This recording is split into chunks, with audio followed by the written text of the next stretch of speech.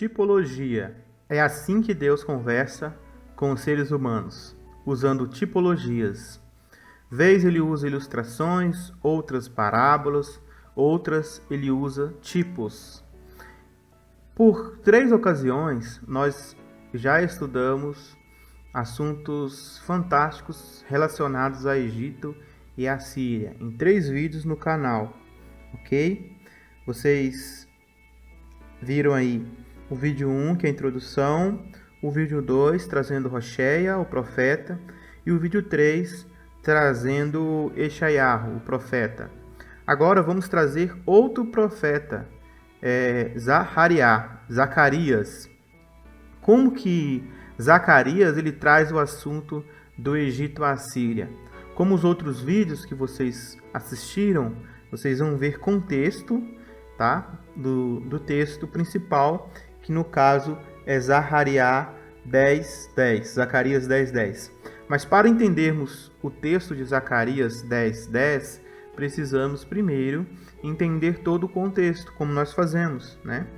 Não dá para trazer para vocês apenas o texto que fala do assunto, sem trazer o contexto, porque senão vocês não vão conseguir entender o significado dessas tipologias que Deus tem usado por meio dos profetas. E veja que não é um profeta que fala disso. Nós já vimos Rocheia, já vimos Eshaiahu, agora vamos ver Zacarias. 3 grandes profetas falando sobre o mesmo assunto. E aí tem pessoas que infelizmente ainda falam que a Bíblia ela é um livro que foi escrito por homens, né? É um livro antigo que não deve ser levado em consideração. Como que 3 profetas que nem se conheceram, né? Alguns deles nem se conheceram, falaram do mesmo assunto sem ter se conhecido? Então não tem condição, pessoal, não tem condição da gente pensar, conceber que a Bíblia não seja a palavra de Deus. Naquele vídeo que nós estudamos sobre os outros 2 vídeos, vocês viram, né, a introdução dos capítulos, e olha só que até os tradutores bíblicos, eles também trazem essa linguagem para a gente quando eles escrevem o título. Olha só o título aqui desse capítulo 10 de Zacarias. No reinar do Cristo visível, de novo, mais uma vez, ele está chamando a atenção para o reinado milenar de Cristo visível. Aquela outra passagem também nós mostramos para vocês, né? Se eu não me engano, vamos abrir aqui só rapidamente, só para a gente ver se é Eshaiahu 60 ou se é Rocheia. Aqui, ó, Eshaiahu 60, do último vídeo, ó. No reinar de Cristo visível, a mesma expressão. Tá vendo? Aqui nós estamos falando de Zacarias, capítulo 10, e aqui nós estamos falando de Eshaiahu 60. São partes da Bíblia, pessoal, que totalmente assim...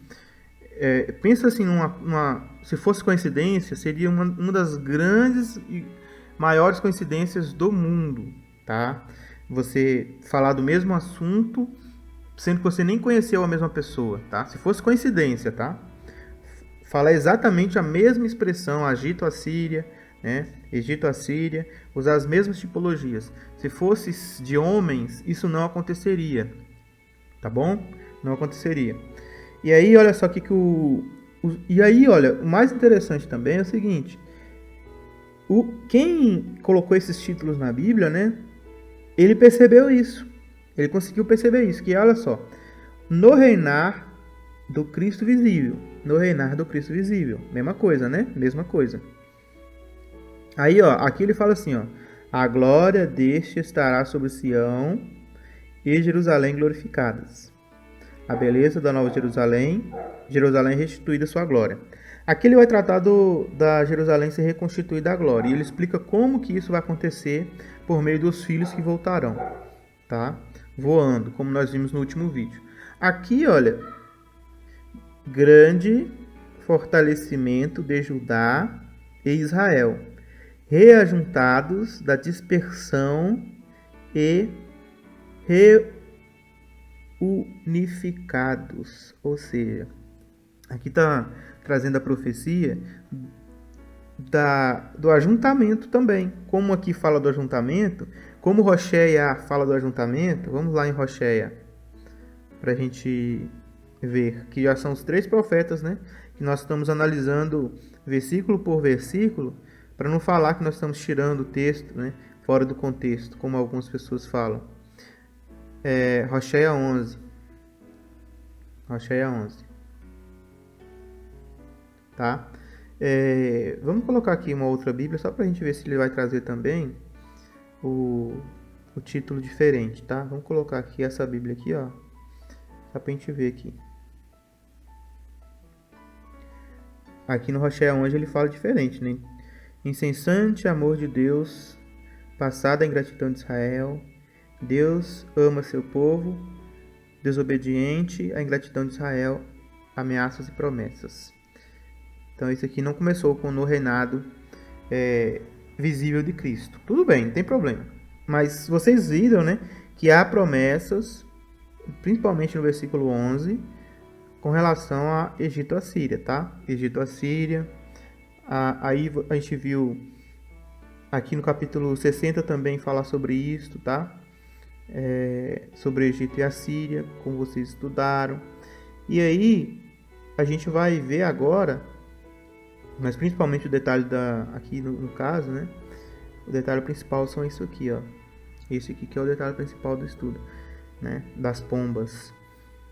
E aí nós vamos ver agora no Zahariá, né? Principalmente aqui no verso 10, a profecia que nós vamos tratar. Só que para a gente tratar dela, a gente vai trazer o contexto todo, tá? Tá vendo que aqui vai falar de Assíria, né? Vai falar de Egito, ok? Então tá, vamos voltar aqui à Bíblia que nós estávamos usando, que é a Bíblia Linguagem de Hoje. Eu sempre gosto de usar a Bíblia Linguagem de Hoje, quer seja viva, quer seja a tradução, nova tradução da Linguagem de Hoje, porque elas sempre vão trazer termos que vai nos ajudar a entender melhor, tá?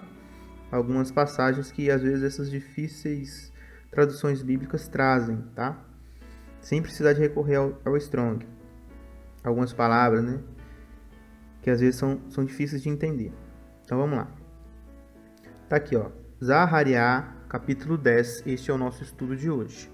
Vamos levar vocês a entender o assunto do Egito e Assíria numa outra visão do profeta, tá?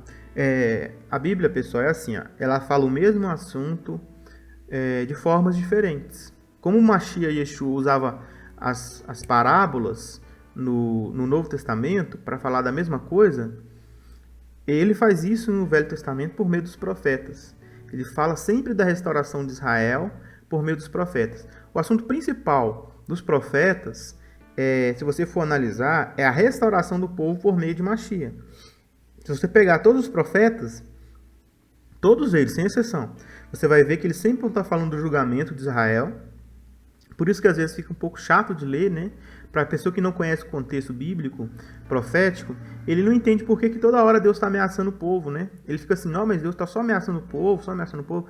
Ele não entende o contexto. O povo estava imergido, pessoal, na corrupção, no pecado e no afastamento de Deus. Estavam prestando serviços sagrados a Baal, como vocês viram nos últimos vídeos. Eles estavam tendo relações promíscuas com nações pagãs, Egito e Assíria. Deus, ele se entristeceu com a nação, ele levantou o rei da Síria, ele fez com que os exércitos assírios entrassem na parte norte setentrional do governo de Israel, ele espalhou as 10 tribos, como nós vamos ver nos estudos da casa de Israel, e escondeu as 10 tribos no mundo. A Bíblia fala assim, o reino dos céus é semelhante a uma mulher que pega o fermento e coloca na massa. Depois a massa inteira fica levedada. Eu entendo que está falando disso, tá? A massa é a humanidade, o fermento é os judeus ali, tá? Tem um contexto que o fermento é o pecado, tá bom? Mas nesta palavra de Jesus, eu entendo que está falando do ajuntamento dos judeus no mundo, que a massa inteira fica levedada, ou seja, a massa inteira, o mundo todo fica com os conceitos judaicos, né, do reino de Deus. Depois vem os cristãos reafirmar isso, né, no coração dos milhares espalhados pelo mundo que já tinham determinadamente no seu coração alguns conceitos judaicos que herdaram da família, né, dos pais, né, que as tribos foram espalhadas pelo mundo afora, as 10 tribos. Vamos aqui agora começar a ler as palavras de Zacarias, capítulo 10, verso 1. Aí eu vou ler aqui na linguagem de hoje, depois eu vou ler nas outras também, tá? Vou começar aqui na linguagem de hoje. Peçam a Deus, Senhor, que mande as chuvas da primavera, pois é Ele quem manda as nuvens e a chuva para fazer com que os campos produzam colheita para todos. Essa profecia já começa de forma empolgante, maravilhosa, simplesmente maravilhosa. Essa profecia já começa de uma forma maravilhosa. Para vocês entenderem o que eu estou falando, eu abri aqui a Bíblia em Oséias, no capítulo 6, no verso 3. Aqui, ó, Oséias 6:3. Só que primeiro, antes de eu mostrar para vocês, eu vou ler aqui na outra tradução. Porque essa tradução aqui é a linguagem de hoje, né? E aqui usou o termo chuva da primavera. Ok? A gente vai ler aqui, ó. Pedi ao Senhor chuva no tempo das chuvas serôdia. Chuvas serôdias. Ao Senhor, que faz as nuvens de chuva, dá aos homens aguaceiro e a cada um erva no campo.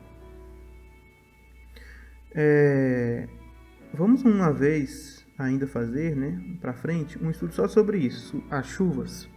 Chuva serôdia e chuva temporã. Só que, para vocês entenderem a profecia que eu quero mostrar para vocês, eu vou ter que explicar um pouquinho a respeito disso.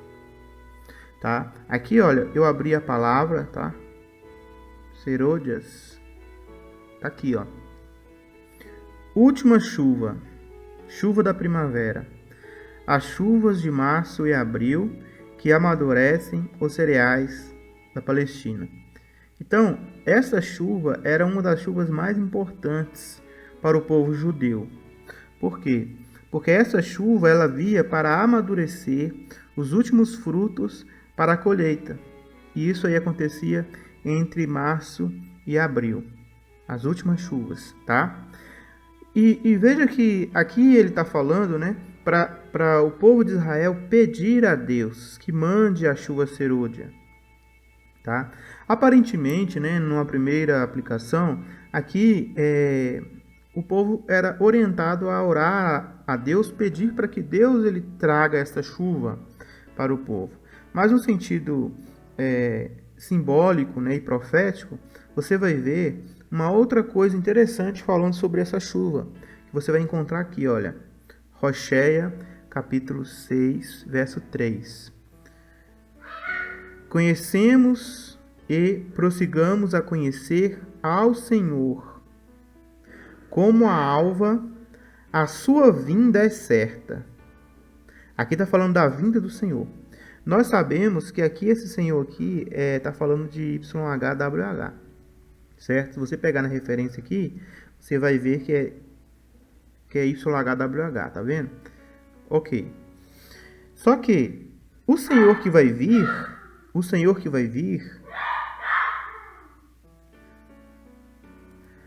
é Mashiach, nós sabemos disso. Então, Mashiach, né, no Velho Testamento, muitas vezes, ele é representado como YHWH, tá? Porque ainda a gente não tinha essa revelação, né, do Filho. Toda vez que relaciona vir, ele virá, né, aqui, ó, sua vinda, vamos clicar aqui, ó, vinda. A palavra hebraica, né, para a vinda é essa aqui, ó. Motzar. Saída, né? Ato ou local de saída. Saída. Exportação. Fonte de manancial. Uma saída. Então, ou seja, sua saída, sua vinda, né? Ele está no céu, vai vir para a terra.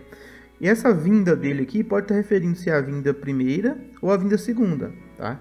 Mas geralmente está falando sobre a vinda segunda, tá? Que a vinda primeira ele veio, tá? Mas nessa época aqui ele não tinha vindo ainda. Mas aqui está falando da vinda do Senhor. Conheçamos e prossigamos a conhecer ao Senhor, a Adonai, né? Como a alva, a sua vinda é certa. Olha aqui. E ele descerá sobre nós como o quê? Como chuva serôdia que rega a terra. Veja que quando aqui o profeta Zacarias fala sobre a chuva temporã, né? Aliás, a chuva serôdia, a chuva da primavera, ele está fazendo referência ao que o profeta Rocheia falou sobre isso. E veja que Rocheia, ele está falando sobre a vinda do Senhor como chuva serôdia para restabelecer o povo das duas casas. Que te farei, ó Efraim? Que te farei, ó Judá? Tá vendo? Efraim, Judá, duas casas de Israel. Porque o vosso amor é como a nuvem da manhã e como o orvalho da madrugada, que cedo passa. Então aqui, olha, tá falando, se você for analisar o capítulo 6, tá? Ele traz uma profecia maravilhosa pra gente, que, né? Sobre os 3 dias, né? Primeiro dia, vinde e tornemos para o Senhor, para Ele, porque Ele nos despedaçou e nos sarará. Fez a ferida e ligará. Depois de 2 dias, nos revigorará. Ao terceiro dia, nos levantará. E viveremos diante dele. Aqui nós já fizemos um estudo, né? No canal aí tem já o vídeo que fala sobre esse texto. Depois a gente vai fazer um estudo só do capítulo 6 de Rocheia, mas esse ponto que eu quis trazer aqui do verso 6 é só para vocês entenderem que aqui está falando da chuva serôdia, tá? E Tiago fala dessa chuva também, né? Tem uma profecia que fala sobre isso, quer ver? Vamos ver. O texto é Tiago 5,7, tá? Tiago 5,7. Vamos ver aqui. Tiago 5,7. Por isso, irmãos, tenham paciência, até que o Senhor venha. Olha aqui, gente, para vocês verem que eu não estou falando bobagem. Eu vou colocar aqui em outra Bíblia, porque essa aqui não vai ter o termo chuva serôdia, tá? Eu sei que ela não tem, porque ela traz chuva primaveril, tá? Essa aqui eu sei que tem. Aqui, ó. Portanto, exercei paciência, irmãos, até a presença, né? Até a vinda, aqui traz presença, mas é vinda, do Senhor. Eis que o lavrador fica esperando o precioso fruto da terra, exercendo paciência com ele, até que venha a chuva temporã e a chuva serôdia. Tá vendo? O lavrador exerce paciência até que venha a chuva serôdia. Verso 7. Até que venha a chuva serôdia. Ok? Só dar uma olhada aqui para ver se outras bíblias trazem o termo serôdia. Porque essa bíblia aqui ela traz o termo serôdia, mas ele... Últimas chuvas. Essa aqui, ó. Vamos nesse texto aqui. Beleza. Ficou perfeito agora. Agora vamos correlacionar tudo para vocês verem. Isso nós estamos falando de Zacarias 1, para vocês entenderem o que nós estamos querendo trazer para vocês, tá? Texto em cima de contexto bíblico. Aí diz assim, ó. Conheçamos o Senhor, prossigamos em conhecer ao Senhor. Como a alva, a sua vinda é certa. Ele descerá sobre nós como chuva serôdia. Então, quando o Senhor vir, ele descerá sobre nós como chuva serôdia. É o que a Bíblia está falando. Biblicamente falando, a chuva serôdia, ela é uma tipificação da vinda do Senhor Mashiach. Quem fala isso para nós é o profeta Rocheia, capítulo 6, 3. Aí o Tiago, ele complementa essa informação, porque o Tiago, ele estudava as profecias dos profetas. Ele entendia o que os profetas falavam. Aí ele falou assim, ó, ele relacionou isso também. Olha só, Rocheia tinha falado que a vinda do Senhor seria como a chuva serôdia. Aí a gente ficou na dúvida de qual vinda, né? Se era a primeira ou se era a segunda. Tiago esclarece que é a segunda. Por quê? Porque Tiago viveu a primeira. Então ele está falando para os cristãos terem paciência esperando a vinda de Machia, que é a segunda vinda. Sede, pois, irmãos, pacientes até a vinda do Senhor. E esse Senhor aqui é o mesmo Senhor aqui, tá? Só que aqui no Antigo Testamento é YHWH e para Tiago ele está falando que é Senhor Jesus. Então, resumindo as duas coisas, significa que esse YHWH aqui é Jesus, tá? Não estou falando que não exista o YHWH Pai, Yod-Heh-Vav-Heh Pai, existe, tá? Só que nesse contexto aqui, Yod-Heh-Vav-Heh, ele é a pessoa do Filho, entendeu? Porque Yod-Heh-Vav-Heh, ele não representa somente o Pai. É esse que é o maior engano das pessoas, em achar que a Bíblia está falando de uma coisa só. E vírgula, tá? Eu não acredito na Trindade. Não é Trindade, isso aqui não é Trindade. Tá? É a forma de Deus se explicar, né, aqui para a humanidade. Existe o Pai, existe o Filho. O Pai é maior que o Filho. O Filho deixou claro isso, ok? Então não estamos falando de Trindade. Então esse Yod-Heh-Vav-Heh aqui é o Filho, tá? Ele não é o Pai, não é Jeová Pai. É o Jeová Filho, o Yod-Heh-Vav-Heh. Se você não entende isso, você tem que ir no meu canal e você tem que ir lá no vídeo Eram Dois Jeovás para você entender, tá? Para você entender esse texto aqui. Ah, tá muito confuso, parece que você está falando de Trindade.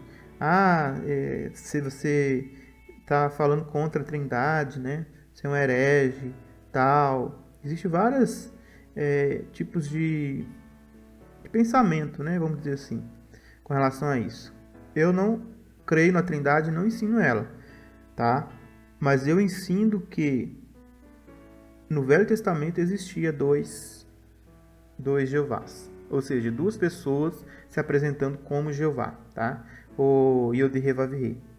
Uma é o filho, o outro é o pai, tá? O filho, ele recebeu do pai esse nome. Já mostramos. Assiste esse vídeo aqui que você vai ver, tá? Você vai entender por que o filho se apresenta como o pai. E aí fica confuso na cabeça de algumas pessoas, né? Algumas religiões já levam o negócio para o lado da Trindade, e outras religiões já levam o negócio para o lado só do Pai, né? Jeová não é Jeová, só que Jeová não vai vir, pessoal. Quem vai vir é Jesus, entendeu? Então, desconfigura os textos todos quando fala que Jeová, tá? Achando que é o Pai.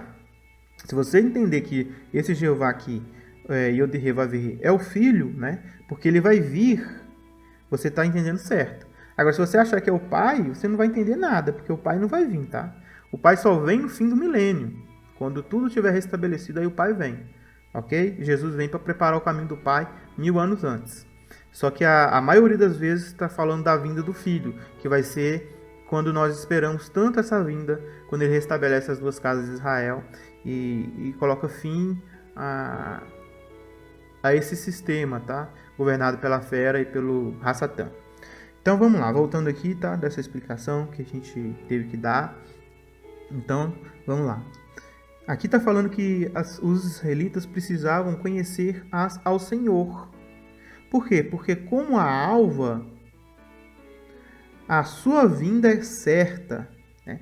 Como que a alva, todas as vezes, todos os dias acontece, né? Todos os dias acontecia aquilo, tal. Não tem como não acontecer. A alvorada, o amanhecer. Todo dia amanhece, todo dia, né? Todo dia amanhece. Você pode morrer, você não vai ver mais o amanhecer, mas os vivos vão ver, tá? São coisas imutáveis. Deus, ele cria coisas imutáveis. O escritor de Hebreus diz, né, que Deus, ele, por sua imutabilidade, ele interviu por meio de um juramento. Ou seja, ele coloca coisas imutáveis, como sol, lua e estrelas. São coisas imutáveis para nós. É o que nos garante, como seres humanos, estabilidade. Saber que todos os dias vai amanhecer. Tem até uma música bonita, né, de Legião Urbana, que fala exatamente isso, né? Mas é claro que o sol vai chegar amanhã. Eu canto mal pra caramba, tá? Mas a música é linda. Ou seja, exatamente, o sol vai chegar amanhã. A alvorada, né, o amanhecer sempre vai acontecer. Sempre vai ter um novo dia. Isso aí é uma dádiva de Deus, tá? Deus, ele fez assim. Imutabilidade de seus juramentos, né? Ele jura por meio do juramento, ele jura, né? Ele garante para nós por meio do juramento. Ele faz a garantia por meio do juramento. E jura por meio do seu nome, porque não tem nada maior do que o seu nome. Entende? Não tinha ninguém maior para ele jurar. Tá vendo? Ele poderia ter jurado pelo filho, né? Não, ele não jura pelo filho. O filho não é maior que ele. Ele jura por ele mesmo. Ele jura pelo teu nome, pelo seu próprio nome. E a de rei vai ver. E aí, essa imutabilidade do alvorecer, da alvorada, de um novo dia, um novo amanhecer, como ela é certa, a vinda do Senhor também é certa. Aqui está dizendo, a vinda do Mashiach é certa. O texto está falando. E ela descerá sobre nós como chuva serôdia. Os que estavam lendo essa profecia, ouvindo o profeta Rocheia falar, eles entendiam exatamente o que significa chuva serôdia. Para nós aqui no Brasil não faz sentido algum, tá? Não faz sentido algum. Primeiro, que a gente não conhece o processo de plantação, tá? A grande maioria de nós aqui não conhecemos, porque tudo a gente já compra no mercado. A gente quer comer um arroz, a gente vai lá e compra no mercado. Quer comer um feijão, vai lá no mercado e compra. Quer uma carne, vai lá no açougue e compra. Quer uma fruta, vai lá na Hortifruti e compra. Então, assim, nós não temos noção de como que funcionava. Só quem estuda, né? Quem é curioso, quem já morou em roça, já sabe mais ou menos como funcionam essas coisas assim. Na cultura judaica, a chuva serôdia, ela era fundamental para a última colheita, tá? A colheita, a última chuva, aliás, a última chuva da colheita, não é a última colheita não, a última chuva antes da colheita. Então, exatamente isso. Quando o Senhor desce como chuva, haverá colheita, entende? Quando o Senhor Mashiach desce como chuva serôdia, haverá colheita dos santos, a reunião dos santos. Aí o Tiago, sabendo dessa informação, ele falou para as pessoas terem paciência. Se você olhar o contexto, os irmãos estavam sofrendo. Ele está explicando, vocês estão sofrendo, mas tenham paciência, até a vinda do Senhor. Aqui, ó, vinda do Senhor. Vou até colocar aqui de outra cor, ó, roxo. Vinda do Senhor, vinda do Senhor. Tá vendo, olha? Isso aqui, gente, é Rocheia e essa aqui é Yaakov, 5:7. Tiago 5:7. E Oséias 6:3. Veja aqui, ó, Novo Testamento e Velho Testamento. Coisas diferentes, textos diferentes, falando do mesmo assunto. É inspiração divina ou não? Me diz aí, você está avaliando o que eu estou falando aqui. É a mesma coisa ou não? Pessoas que viveram em tempos totalmente distintos, falando da mesma coisa. E aqui vocês vão ver, tá? Que além dele falar da vinda do Senhor, olha, ele não está falando só da vinda, não é uma só coincidência, pessoal. Note que essas palavras na Bíblia, vocês têm que entender que Deus, de propósito, ele deixa com as palavras na Bíblia. Essas palavras são conectivos para você conseguir fazer conexão e entender do que está falando. Presta atenção que em Rocheia fala de vinda, em Yaakov fala de vinda, e aqui também fala de seródia, chuva seródia, e aqui também fala de seródia. Eis que o lavrador espera o precioso fruto da terra. Quem que é o lavrador aqui? Yeshua. Yeshua aguarda pacientemente o fruto da terra. Quem é o fruto da terra? Nós, quando formos colhidos por ele. Aguardando com paciência até que receba a chuva temporã e serôdia. Ou seja, na chuva serôdia, o Senhor vem. E aí, quando ele vem, ele faz a colheita. Ele desce como nós. Aqui, Rocheia falou, né? Ele desce como nós, como chuva. Ele descerá sobre nós como chuva. Mashiach, Yeshua, descerá sobre nós como a última chuva. É isso que está querendo dizer aqui. Aí você está vendo aqui no livro de Zacarias, falando exatamente disso, olha. Peça ao Senhor a chuva seródia. Ou seja, aqui está falando para o povo pedir a vinda do Senhor Jesus, tá? Em outras palavras, traduzindo aqui por bom e velho português, tá? Peçam ao Senhor a vinda de Jesus. É o que está falando. Só que lá em Zacarias não fala Jesus, entendeu? Quem que falou que é Jesus? Yeshua? Tiago. Tiago fala. Esse Senhor aqui é Jesus. Rocheia não fala Jesus e Rocheia fala Yahuwah. Aqui, ó. Rocheia fala Yahuwah. Zacarias também fala Yahuwah. Tá? Só que as duas referências é para o Senhor Jesus. As duas referências de Yahweh e Yahweh é para o Senhor Jesus. Está falando da vinda do Senhor Jesus. A segunda vinda. Todos deveriam esperar a vinda do Senhor Jesus. Tá? Esse texto aqui eu só trouxe para vocês entenderem a questão das chuvas. Tá bem claro, né? De acordo com esses dois textos aí, ó, Rocheia 6:3 e Yaakov 5:7, mostra claramente que a chuva serôdia é a manifestação da presença do Mashiach na sua vinda para fazer a colheita dos santos. E aí, ó, nós estamos aqui, ó, no Zahariá, e aí ele pede para nós pedirmos, né? Olha, pedi ao Senhor chuva no tempo das chuvas serôdias, ao Senhor que fez as nuvens de chuva, dá aos homens aguaceiro e cada um erva no campo. Tudo bem, vamos continuar agora.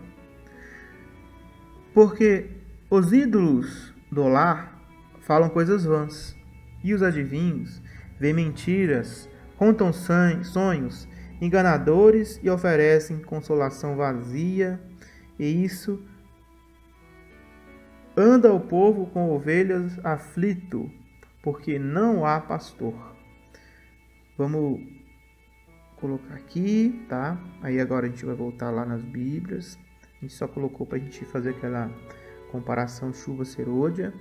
Aqui nós vamos colocar a Bíblia.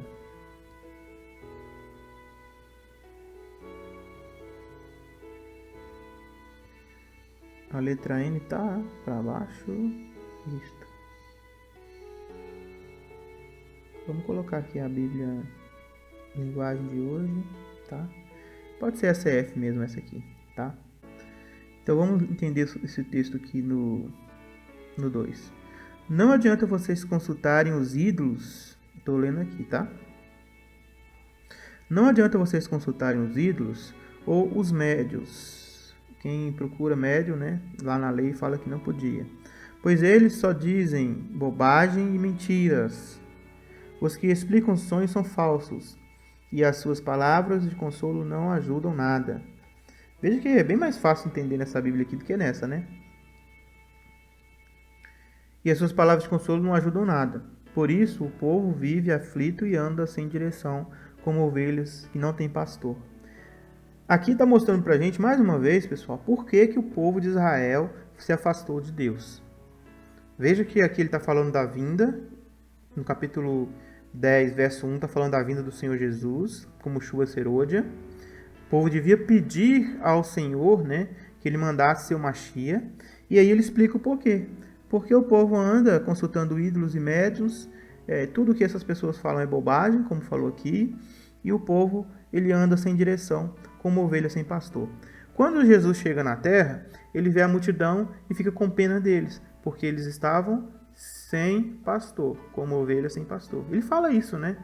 E Jesus sentiu pena deles porque viu a multidão esfolada de um lado para o outro, como ovelha sem pastor. Essa aqui é a referência clara disso, tá? Talvez se a gente clicar aqui, a gente vai até ver isso. Olha lá. Marcos, capítulo 9, Mateus, capítulo 9, 36. Quando Jesus viu a multidão, ficou com muita pena daquela gente, porque eles estavam aflitos e abandonados como ovelhas sem pastor. É isso aí, ó, referência, tá? Referência bíblica. E aqui está explicando o motivo deles estarem com ovelhas sem pastor. Porque os pastores estavam ensinando bobagem, gente. Entendeu? Os pastores de Israel, por isso que Jesus Cristo prega contra os pastores de Israel. Por quê? Porque eles ensinavam bobagens, tá? Eles pararam de ensinar, um grupo, né, dos líderes, pararam de ensinar a ressurreição dos mortos, que era ensinamento fundamental, né, baseado em Abraão e Isaac, né? No livro de Hebreus fala até que Abraão recebeu Isaac de modo ilustrativo da ressurreição. É um ensino fundamental do povo judeu, a ressurreição, né? Elias ressuscitou, tá? Eliseu ressuscitou, se eu não me engano, né? Não sei se foi Eliseu, acho que foi Eliseu, né? Ou se foi Elias. Agora eu não me lembro bem, um dos dois, isso aí. Então, isso aí era algo fundamental dos ensinos do povo de Deus. Só que aí, os saduceus, por exemplo, que eram líderes, eles pararam de acreditar nisso, né? Um dia talvez a gente pode entrar nessa questão aí. E eles não ensinavam mais isso ao povo, então o povo não tinha esperança. Então, assim, um povo sem esperança é um povo fadado a querer fazer as coisas da carne.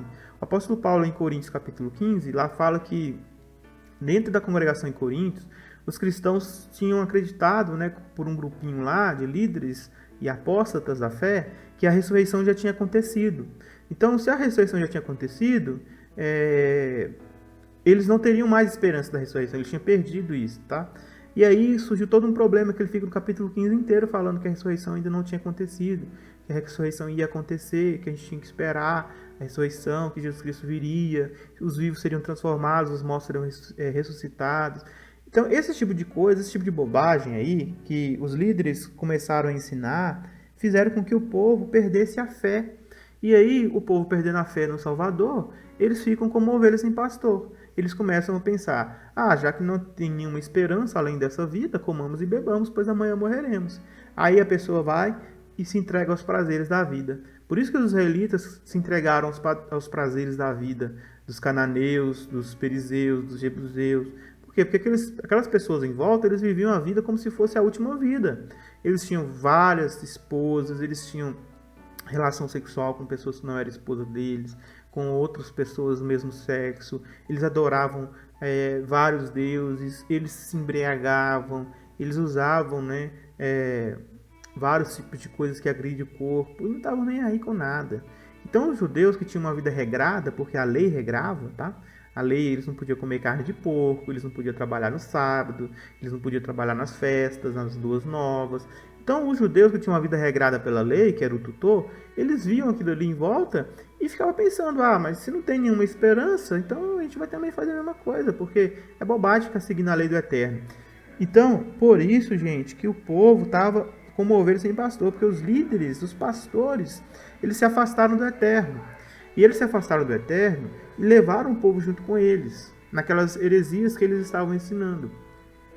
Por isso que aí em Zacariá, capítulo 10:3, fala sobre isso. O Senhor Deus diz, estou irado com os chefes estrangeiros que governam o meu povo, e vou castigá-los duramente. Eu, Senhor Todo-Poderoso, vou tomar conta do meu rebanho e o povo de Judá, e vou fazer com que eles sejam como o meu forte cavalo de guerra. Então, quando o povo foi espalhado, em Zacariá aqui já havia acontecido a dispersão dos assírios, também o povo já tinha ido para o exílio babilônico até, tá? O povo de Judá. E quem governava o povo nessa época eram líderes estrangeiros, tá? Líderes estrangeiros. E esses líderes estrangeiros aí, esses pastores, eles estavam levando o povo a fazer coisas erradas, uma atrás da outra, ok? Por isso que Deus tinha algo contra os pastores. E não era só estrangeiros não, tá? Era pastores judeus também. Havia líderes de fora, tá? Que governavam, mas também havia líderes que eram instituídos pelos de fora, que eram judeus mesmo.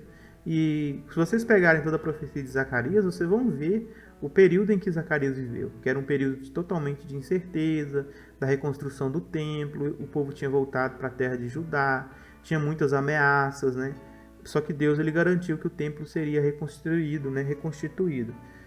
E aí ele fala que ele teria de novo de resgatar, o povo e tomar as rédeas, pois eles tinham se afastado. Continuando. Do meio deles virão todos os chefes, líderes militares e governadores do meu povo. Só que aqui essa tradução não ficou muito legal, tá? Vamos ver aqui nessa tradução aqui, ó. Dele quem? Sairá a pedra de esquina, dele a estaca, dele o arco de guerra, dele juntamente sairá todo o opressor. Aí aqui eles incluíram Judá, de Judá sairá a pedra angular. Só que o texto, esse aqui está mais correto, tá? Porque no texto hebraico mesmo, se você for analisar o hebraico, você vai ver que não tem Judá, tá? Vamos lá para vocês verem isso. Vou pegar aqui essa Bíblia aqui, tá?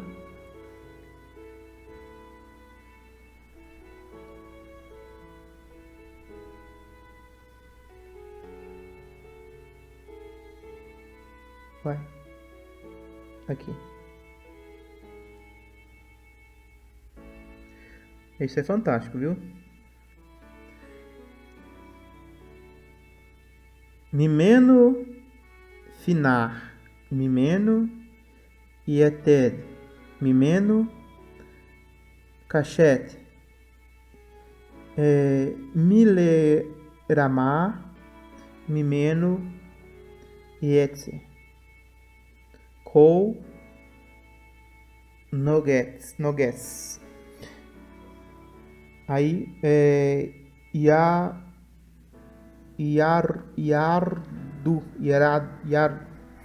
Vocês percebem que aqui, olha, vai usar a expressão mimeno. 4 vezes a mesma expressão. Mimeno. Mimeno significa basicamente dele, né? Olha aqui, olha. De. Expressão fora do lado, fora de. Tem uma definição aqui interessante, olha. Referindo-se ao material de qual algo é feito, tá? Ou seja, dele, né? Referindo-se de um material que algo é feito. Aqui, ó. Definição 2 aqui, ó. Referindo-se à fonte ou origem. Então, da origem, tá falando da origem, tá? Por isso que aqui usou dele, ó. Dele. Usou 2 vezes, né? Dele 3 vezes. Dele 4 vezes. Exatamente. Mimeno. Ou seja, dele sairá. O quê? A pedra de esquina. Só que aqui não tem palavra pedra de esquina. Aqui só tem ângulo. De fora. Aliás, aqui, ó. Essa aqui, ó. Canto.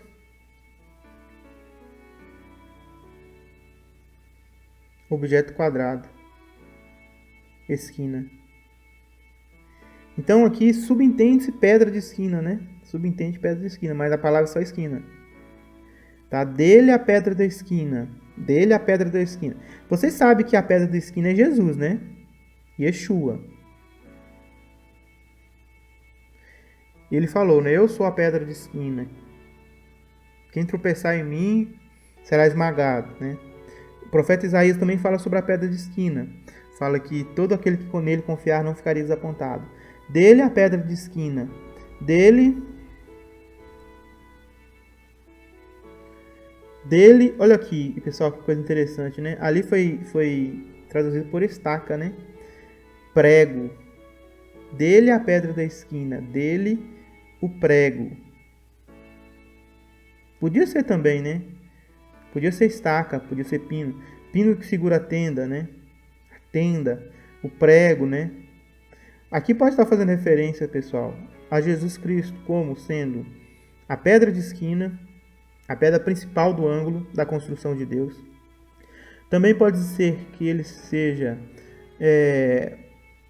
a estaca que segura a tenda, porque a tenda, não sei se vocês sabem, no passado eles faziam as tendas e para segurar a tenda no chão tem que colocar um pino, tá? No chão, pregado no chão. É o que fixa a tenda. Aqui está querendo dizer o seguinte: a estabilidade dessa tenda, para o vento bater e não voar, ela é feita pelo pino. O pino que é o fundamento da tenda. Como também a pedra de esquina, finar, está escrito ali, a pedra de esquina, a pedra principal do ângulo, é a que leva todas as outras pedras, né? O pedreiro pega, tira ali a medida principal ali, e depois ele vai colocando todas as outras pedras ali. Então, dele ou ele é a fonte, ele é a pedra, ele é a estaca. Também pode ser o prego, né? Pode se referir também ao prego que furou suas mãos. Mas aqui eu entendo que seja falando sobre isso aqui, olha, da tenda, pino da tenda, estaca da tenda. Ao mesmo tempo que ele segura a casa de Deus, porque a tenda aqui é a casa de Deus. Nós somos a casa daquele, né? Hebreus capítulo 2, 3, não sei. se eu não me engano. Aqui está falando disso. Por quê? Porque se você for analisar, não estava falando aqui exatamente de Deus, de Jesus, né? Porque aqui nós estamos sabendo que é Jesus. Jesus ficou bravo com os líderes que estavam maltratando a tenda. Estavam maltratando a casa do pai. Estava fazendo a casa do pai o quê? Comércio. Aí ele falou que ele iria tomar as rédeas de novo. Aí assim no versículo 4 explica. Porque ele, Jesus, é a pedra de esquina. Ele é a estaca que segura a tenda. Dele procede o arco de guerra. Tá? Ok? É ele que decide se Israel vai ganhar ou se Israel vai perder. Se você pegar a história do povo judaico, você vai ver que havia vezes que Moisés consultava o Eterno, né? O Eterno falava assim, ó, que no caso ali era Jesus, né? Pode ir, eu estarei com vocês. Então o arco de guerra era quem? Ele que definia as vitórias. Não vai porque vocês vão perder. Aí eles iam e perdiam. Dele é o arco de guerra. Dele juntamente sairá o opressor. Aqui a palavra aqui, olha, vamos ver aqui a palavra.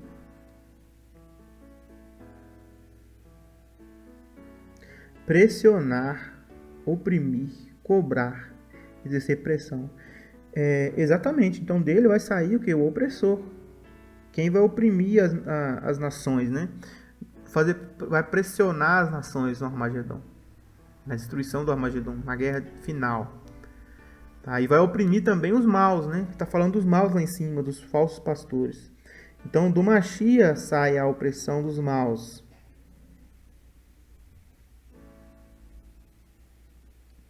Vamos continuar. E serão como poderosos que na batalha esmagam o inimigo no lado das ruas, porque o Senhor estará com eles e confundirão os que andam montados nos cavalos.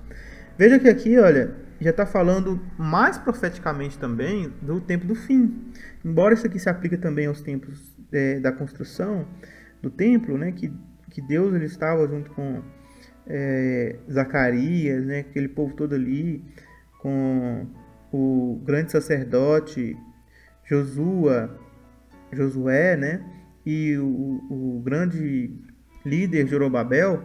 Então, da mesma forma que Deus ele esteve ali com eles, né, Jesus, né, o anjo da aliança, esteve com eles e ajudou eles a reconstruir o templo, né, esmagar os que oprimiam o povo, né, e construíram de novo. Também tem uma aplicação para os tempos do fim, quando Deus ele tiver misericórdia de Israel, de Jerusalém, e trazer, né, sobre Jerusalém uma grande salvação.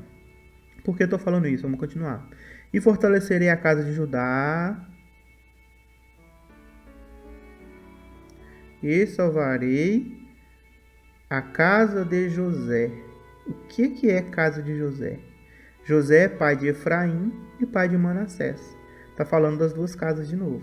Às vezes a Bíblia fala José e Judá, às vezes fala Judá e Efraim, tá? É a mesma coisa.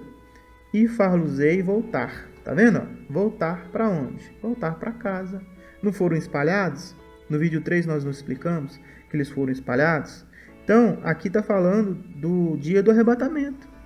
Mais uma vez.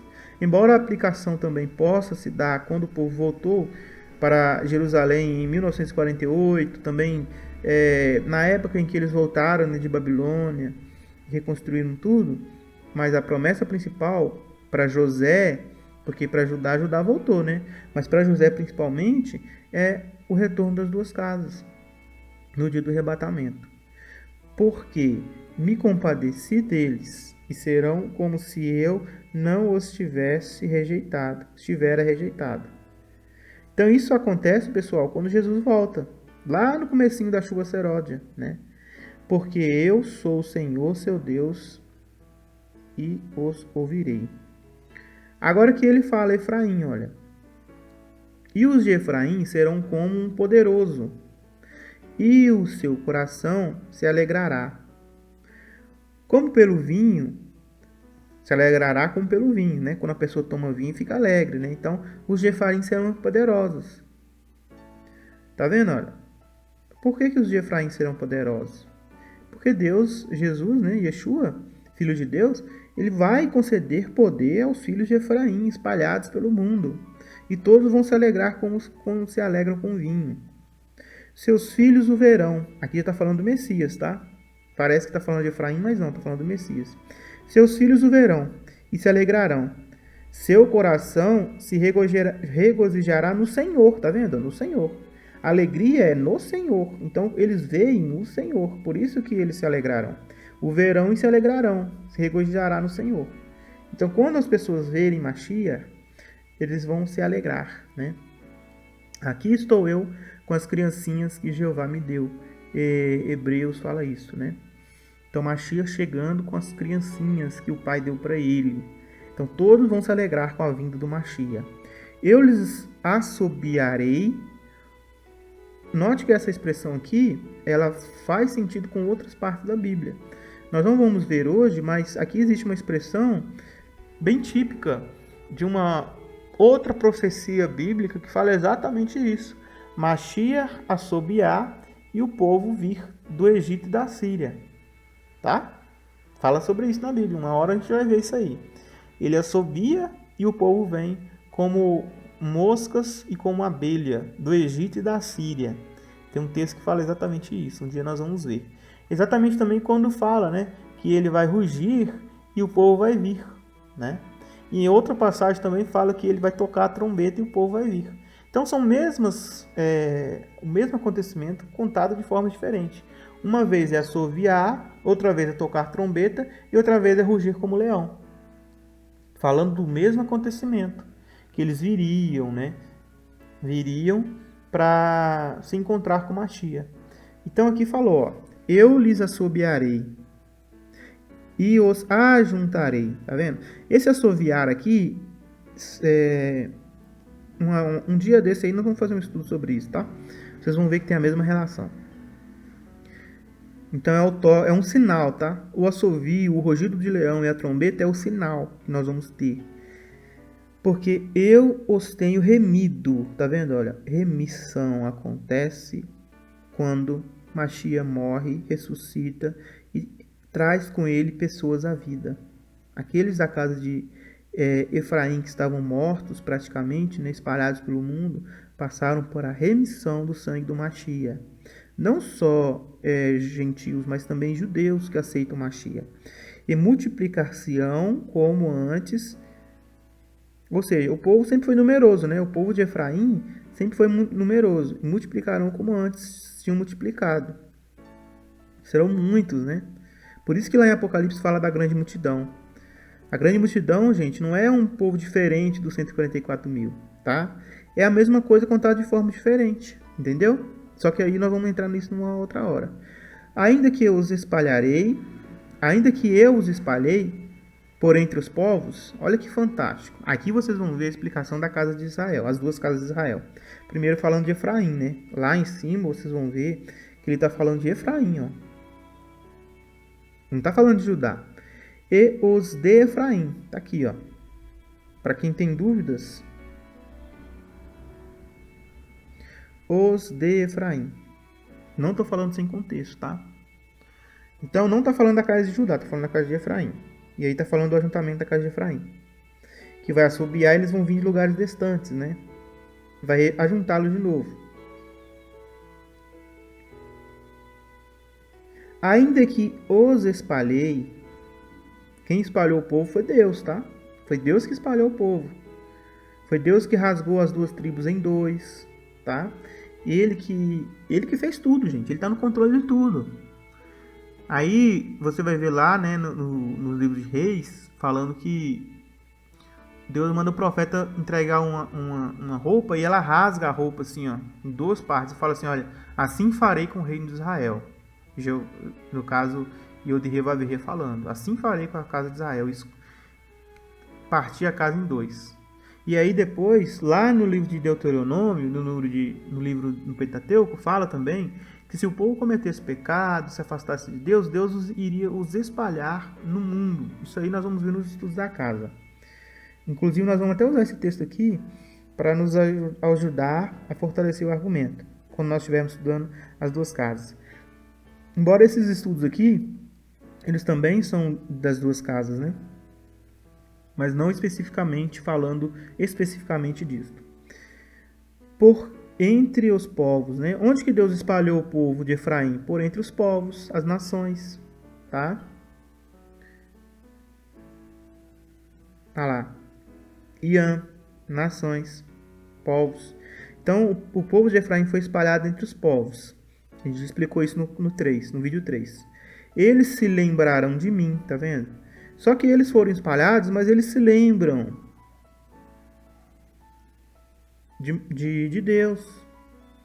Embora o povo de Efraim foi espalhado, ele se lembra de Deus, eles sempre foram povo de Deus. Só que agora eles estão espalhados. Né? Muitos cederam à opressão, ao pecado, mesmo no meio das outras nações, mas muitos ficaram fiéis, morreram fiéis. Né? E entre os de Efraim hoje tem a representação típica dos gentios. Né? Então, lembramos do Senhor Jesus. Né? Em lugares remotos, em lugares distantes de Israel. Por exemplo, aqui no Brasil mesmo é um lugar remoto, do ponto de vista de Israel, longe demais de Israel. Né? E viverão com seus filhos e voltarão. Tá vendo? Voltarão à casa de Deus, que é Jerusalém, Sião, casa de Jesus, né? Yeshua. Porque eu os farei voltar. Agora sim, olha, vocês vão ver por que Egito e Assíria, mais uma prova, porque Egito e Assíria é uma tipificação dos povos. Primeiro você viu que Deus espalhou Efraim aonde? Entre os povos. Espalhei entre os povos. Quais povos? Aqui ele fala. Porque eu os farei voltar. Lembra que falou que ele espalhou e faria voltar? Ele ia assoviar para... Eu assoviarei e os ajuntarei. Tá vendo? Por quê? Porque eles estavam espalhados entre os povos. E aí ele fala, biblicamente a linguagem, o que é os povos. É o que você está entendendo. Mais claro que isso, só o sol do meio-dia, pessoal. Mais claro que isso, só o sol do meio-dia. O que significa Egito e Assíria? Os povos. Porque eu os farei voltar da terra do Egito e os congregarei da terra da Síria. Da Síria. E trá-los-ei à terra de Gileade e do Líbano, aonde exatamente as 10 tribos ficavam. Terra de Gileade no Líbano, né?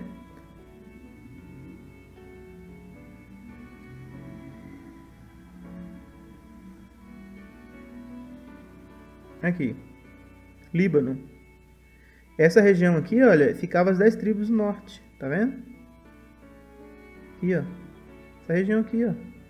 Começava aqui, ó. Mais ou menos aqui, ó. Nessa região aqui, ó. Rei do Norte. Tá? E aqui era o sul. As 10 tribos ficavam aqui, ó. E aí Jesus está falando que vai trazer de novo as 10 tribos. Tá? Pode ser as 10 tribos literais, tá? Pode ser. Não estou descartando essa possibilidade. Vai ter a 10 tribos literal mesmo, né? Os perdidos de Israel vão estar ali. Só que é uma tipificação também dos gentios, pessoal. Tá? É o retorno dos gentios espalhados pelo mundo. E ele passará pelo mar com angústia e ferirá as ondas no mar e todas as profundezas do Nilo e secarão. Então será derrubada a soberba da Síria e o cetro do Egito se retirará. Essa aqui é o ponto alto do estudo, tá, gente? É o ponto alto do estudo. Aqui, olha, não é ele passará, não. Passarão. Essa versão tá mais certa. Aqui tá falando do povo que vai voltar, tá? Passarão o mar. Lembra no estudo que nós falamos do mar? Eles não viriam do mar? Passarão do mar. Passarão da humanidade, das nações. Só que aqui falou mar de angústia. E é isso mesmo, ó, mar de angústia.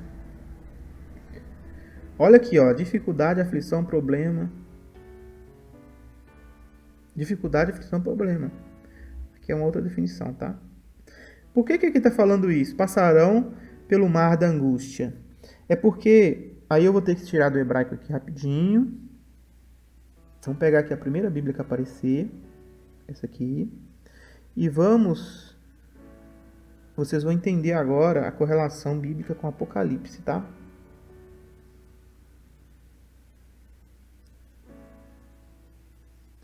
Depois dessas coisas olhei, eis uma grande multidão que ninguém podia contar, de todas as tribos, nações, tribos, povos e línguas, que estavam em pé diante do trono e na presença do Cordeiro, trajados de compridas vestes brancas e com palmas nas mãos, e clamam com grande voz: salvação ao nosso Deus, que está sentado no trono, e ao Cordeiro.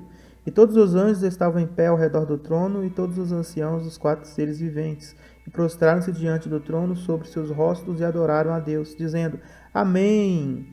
Louvor e glória e sabedoria e ação de graças, e honra e poder e força ao nosso Deus pelos séculos dos séculos. Amém. E um dos anciãos me perguntou: estes que trajaram compridos vestes brancas, que são e de onde quem são e de onde vieram? Respondi: meu Senhor, tu é que sabes. E disse-me ele: estes são os que vêm da grande tribulação e lavaram suas vestes brancas e as embranqueceram no sangue do Cordeiro. Lavaram suas vestes e embranqueceram no sangue do Cordeiro. A grande multidão sai da grande tribulação. Não existe pré-tribulacionismo, pessoal. É pós-tribulacionismo.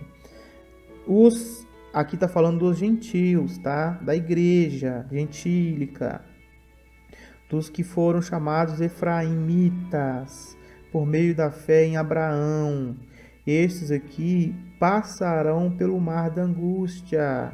Esse mar da angústia é a tribulação da humanidade, o mar da humanidade tribulada, que vai acontecer, dificuldade, aflição, problema, o mar da humanidade. A grande tribulação é o mar da humanidade turbulento. O mar vai entrar em turbulência na grande tribulação. E esses passarão, tá vendo? Ó? Esses vêm da grande tribulação, saem da grande tribulação, passaram pela grande tribulação. As ondas do mar serão feridas. As ondas do mar serão feridas. Vai causar muitas feridas em nós, pessoal. Golpear, açoite, bater, sacrifício, morte. Aqui é a mensagem da grande tribulação, que vai acontecer com os que sairão da grande tribulação. Muitos vão morrer na grande tribulação, outros vão sofrer, outros vão ser presos, outros vão ser espancados. A grande tribulação. Mateus capítulo 24 fala da grande tribulação também. Aqui também está falando da grande tribulação. E se você pegar aqui a referência do capítulo 13 de Apocalipse, lá diz assim, ó, falando sobre os santos espalhados, tá?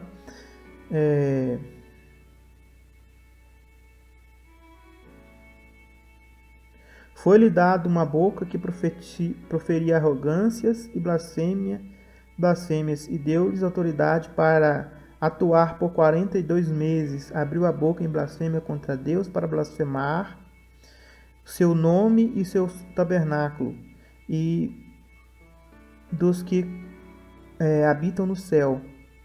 Também lhe foi permitido trazer guerra aos santos. Olha, essa fera de 7 cabeças, né? Foi dada autoridade, foi permitido. Quem permitiu? Deus permitiu travar guerra com os santos. Quem são os santos? Os que saíram da grande tribulação, os que vão voltar aqui em Zacarias, que vão passar pelo mar da angústia,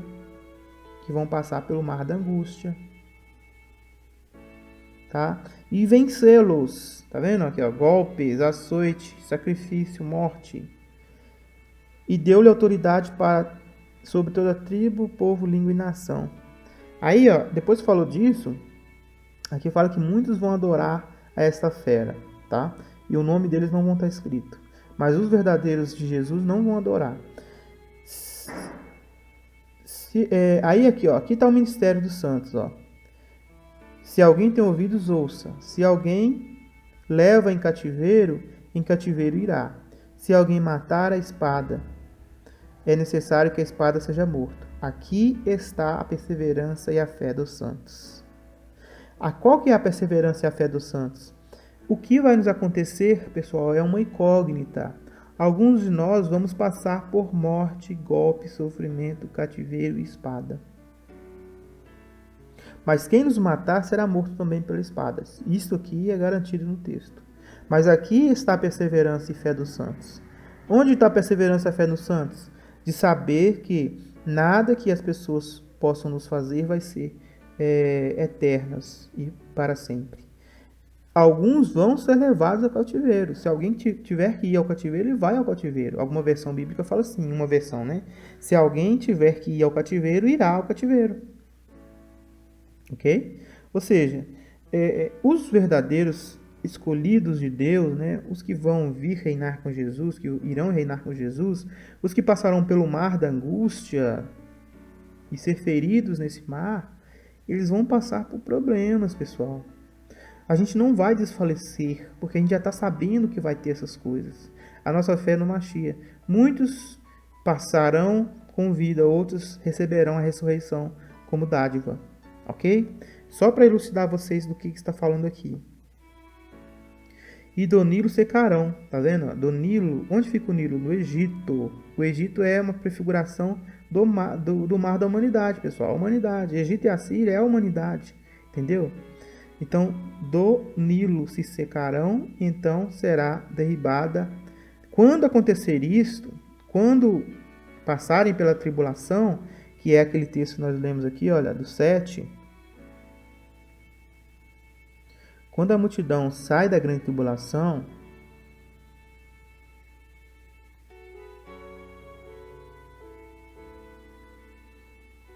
estes são os que vêm da grande tribulação e lavaram suas roupas, suas vestes e branquearam no sangue do Cordeiro. Tá vendo? Aqui na Bíblia, tradução do Novo Mundo, eu acho que o texto mais interessante, tá? Para entender essa parte aqui. Estes são que saem da grande tribulação e lavaram as suas vestes compridas e embranqueceram no sangue do Cordeiro. Tá vendo? É exatamente isso. Os que saem do mar de angústia, de ondas de angústias. Os que saem do rio Nilo, né? Vão sair e vão se secar, né? Ou seja, o mundo não vai fazer mais diferença para eles. As ações corruptas do mundo, todas as tribulações, as ameaças, não vão impregnar seu ser. Eles vão se secar. Para eles, a única esperança que vai valer a pena é se encontrar com Mashiach. Quando isso acontecer, é o clímax. É o clímax. É aqui, ó. Exatamente aqui está falando isso aqui, gente, ó. A soberba do Egito e da Síria vai acabar. Jesus derruba a soberba da Síria e o cetro do Egito se retirará. O que significa isso? O Egito e a Síria dominam sobre o povo de Deus espalhado. Essa é a prefiguração bíblica. O Egito e a Síria dominam sobre o povo de Deus espalhado. Quando isso acontecer, no final da grande tribulação, acabou o jugo, acabou o cetro do Egito sobre as nossas vidas. Acabou a soberba, a exaltação, a majestade. Tá vendo? A majestade. O que é majestade? Reinado, né? Majestade. Acabou o reino. Acabou o reinado da Síria e do Egito sobre sua vida. Acabou. Essa tipologia de mundo que existe na Bíblia, ela é relacionada pelos profetas como a Síria e Egito. Esse estudo é um dos mais profundos que eu já fiz. Quando eu comecei a correlacionar essas coisas todas, eu me arrepiava e agradecia a Deus de tantas coisas maravilhosas que traz esse estudo, do Egito à Síria. E aí sim, ó, e eu os fortalecerei no Senhor e andarão no seu nome, diz o Senhor. Veja que aqui, ó, está falando duas pessoas, tá vendo? Ó? Eu quem? Jesus. Eu, Jesus. Os fortalecerei no Senhor. Quem é o Senhor aqui? O Pai. Porque Jesus vai fazer isso, né? Fortalecer as pessoas no Pai. A mensagem do Pai, a mensagem do Pai. E andarão em seu nome, andarão no nome do Pai. Todos vão levar o nome do Pai. Como o Filho leva o nome do Pai. Todos vão receber um novo nome. Que com certeza tem o nome do Pai incluso. Por isso que os profetas, os grandes homens da Bíblia, têm o nome do Pai no seu nome. Yeshayahu, né? Yeremiyahu. Tudo, ó. Yahu, esse Yahu aí é do Yahu Yod-Heh-Vav-Heh, né? Uma parte, né? Uma parte do nome. 3 letras. O próprio Yeshua recebe o nome do Pai no seu nome, né? Yeshua é Yehoshua, né? Yehoshua é o nome completo, né? Yeshua é só uma abreviação. Mas é Yehoshua, né? Então ele leva o nome que significa Yahweh é salvação, tá? Então todos vão andar no nome do Pai, todos vão receber o nome do Pai. Diz quem? O Senhor. Que Senhor que fala aqui? Aqui é Jesus. Tá vendo? Olha como é que o texto é interessante. Vamos pegar aqui, olha, uma Bíblia. Vamos pegar aqui uma Bíblia que fala, que usa o nome de Jeová, né? Vamos colocar aqui, ó. Ah, eu fiz bobeira aqui.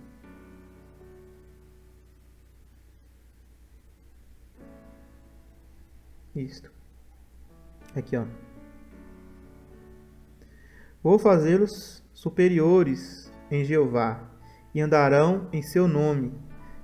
É a pronunciação de Jeová, tá vendo? É 2, né? Aqui tá falando 2 de Jeová, né?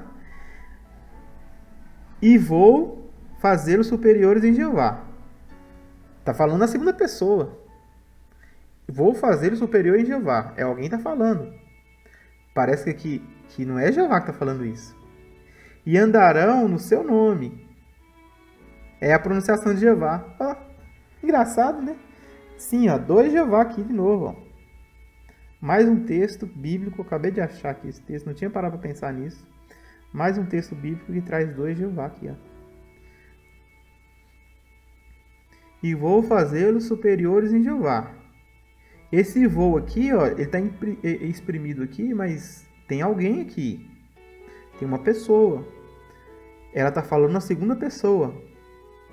Tá? E vou fazê-los superiores em Jeová. E andarão em seu nome.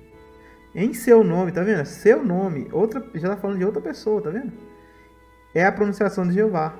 É a pronunciação de Jeová. Tá vendo, gente? É incrível isso aqui, tá? A Bíblia ela se explica. Não precisa muito esforço para a gente entender ela, não. Este capítulo é maravilhoso, né? Zacarias, capítulo 10. Você sabia que Zacarias falava disso?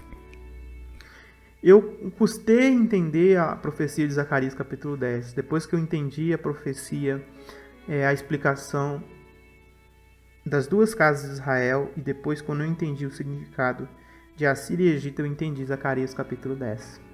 O Senhor desce como chuva serôdia sobre o seu povo na sua vinda, e ele assovia. Nesse contexto, tá? Em outros ele toca trombeta e ele ruge como leão. O povo vem, é restaurado a terra que lhe foi prometida, e aí acaba o cetro, o reinado da Síria e do Egito.